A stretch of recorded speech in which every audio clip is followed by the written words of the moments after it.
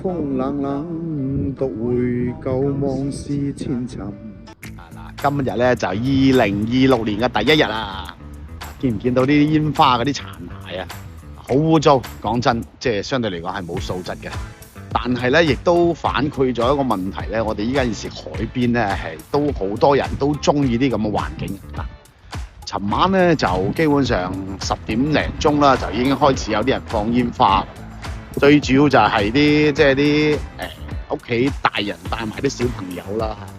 但係咧過咗12點鐘之後咧，就係咩人咧？就係啲即係啲後生仔女啦，或者有啲一家大細從外地過嚟呢邊旅遊度假嘅，甚至乎有好多係我哋呢邊嘅業主嘅。嗱，啱啱咧就去完阿梁生屋企，佢今日從外地飛咗翻嚟，咁就進行咗一個短期嘅呢個元旦之旅啦。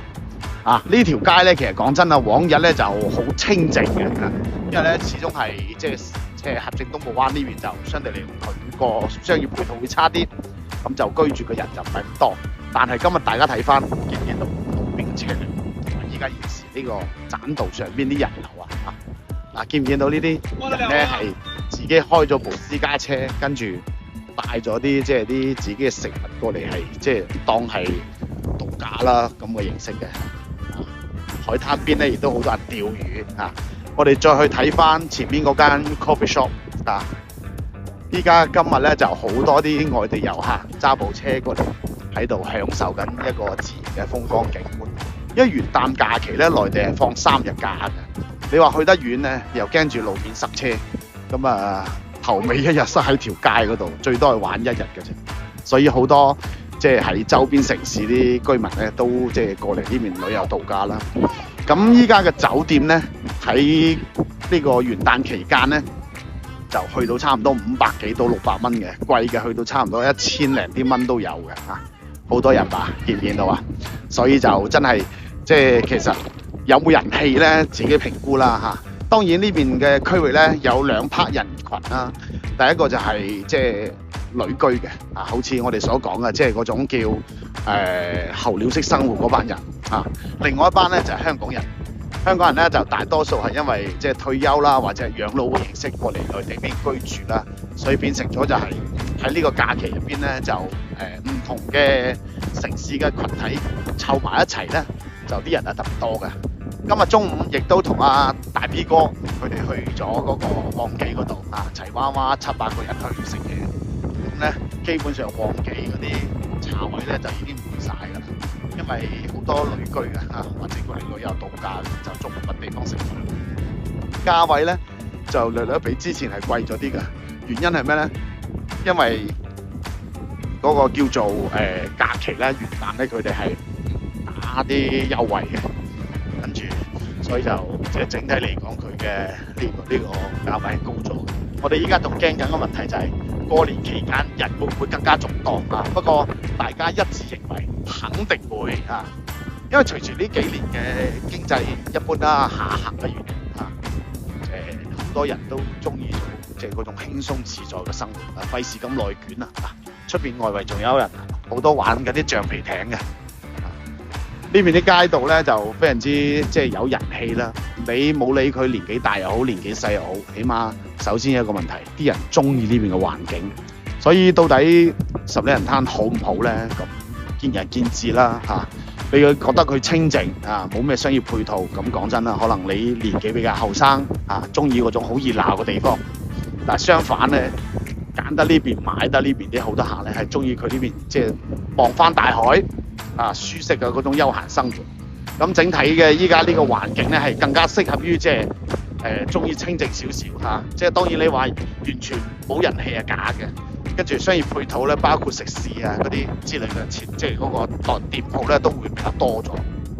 哇！呢個人好健康嘅，短袖衫、短褲、跑步呢啲咧就係過嚟旅居嘅。見唔見到啊？都係自己即係有啲似嗰啲露營嗰種自己煮食去玩咁嘅模式嘅。所以其實整體嚟講，依家即係感覺到係好有發揮啦。今日我仲同啲同事喺度傾開偈，我話依家全國各地跨年咧，反而係變成一個好重要嘅事反而唔係嗰種叫做即係過年過我哋所謂嘅農曆年唔知點解咧？可能即係大家覺得新嘅一年新嘅希望。所以啊，威文亦都即係預祝咁多位啦，喺新嘅一年咧，大家大展宏圖啦嚇，跟住身體健康。啊，呢邊咧就係、一直從合正東湖灣到呢個維港灣呢邊嘅景象啦。咁咧就十里人灘嗰條街更加唔使講啦。啊，琴晚傍晚嗰段時間就開始有少少阻塞㗎啦，因為外地嘅車輛入嚟太多啦，所以大家都即係好 enjoy 呢種生活環境。今日亦都有人行婚紗相。就基本上係咁啦，因為啱好過嚟呢一段路，所以亦都俾翻好多啲 friend 感受下，即係我哋十里人灘呢邊嘅人氣量啊！即係一直好強調嘅，好多人話呢邊冇人氣啊、鬼城咁一般嘅地方啊。咁講真嗰句，有版你睇㗎啊！即係啲人如果假如都知道呢邊冇人氣嘅情況之下，何來過嚟呢邊去進行一個享受式嘅生活咧？其實好奇怪呢個問題咯嚇。喂！可以喎，今日都有2對新人喎啊！嗱，一到夜晚咧，我哋亦都可以望到，即係感受得到呢邊嘅沙灘位置。因為始終咧，好似家陣都已經係1月1號啦嚇，咁嘅氣温咧，朝頭早大概如果都係10度，所以呢邊嘅空氣，所以為什麼你否認一樣嘢就係北方過嚟旅居啲人就中意呢邊嘅環境，因為北方真係實在太凍啦啊！所以其實按照翻即係內地嘅經濟嚟講，都係睇廣東省就係咁嘅原因啊！因為我哋呢邊更多係務實啊，而且空氣、交通配套同埋城市嘅發展真係都 OK 嘅。未來嘅惠州只會越嚟越好，因為根據依家15規劃入邊嚟講咧，好多啲商業配套啊，包括一啲即係大型嘅基建項目咧，都會落腳於成個惠州嘅嚇。包括依家現時十里人灘呢邊咧，會做一個叫即係嗰啲海產嘅叫繁殖基地啊，亦都係即係相信越嚟越多嘅一啲經濟會帶動得到我哋呢邊嘅片區發展。啊，呢邊就係維港灣下底啦，沙灘邊都有啲人啊。咁啊，依家見到有好多啲唔知係業主定係啲香港啲朋友翻過嚟啦。咁依家等緊啲巴士翻去嘅。咁啊，自假日出行咧，大家注意安全啦，同埋留意下啲班次會唔會塞車啦嚇。咁基本上就係咁啦。聽日開始咧，我哋又會重新揾翻啲即係啲好嘅單位，同埋會介紹下阿文哥上次買嗰套單位嘅情況嘅嚇。有興趣嘅朋友咧，其實可以持續關注我 channel 咯。夜晚我哋再爬爬，依家每個樓盤嘅夜晚有幾多眼？依家咧就係合正東部灣噶啦，個 logo 都已經睇到啦。夜晚個燈光就係咁情況啦。日住都還可以啦，3成度咁上緊嘅畢竟係即係相對比較遠嘅樓盤。咁咧就我哋睇翻轉頭成個十里人灘嗰邊嘅板塊情況先。嗱，呢個咧就係維港半島啲大戶型啦。元旦晚咧就好多啲朋友都翻咗嚟住。不過講真啦，呢地方唔踎得太耐啊，太凍啦，因為今晚開始起風啊。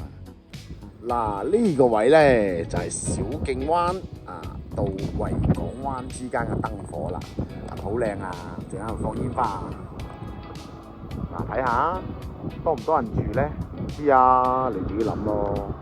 反正俾我感覺就係依家啲朋友都翻晒嚟啦，因為始終假期咧大家都有時間啦。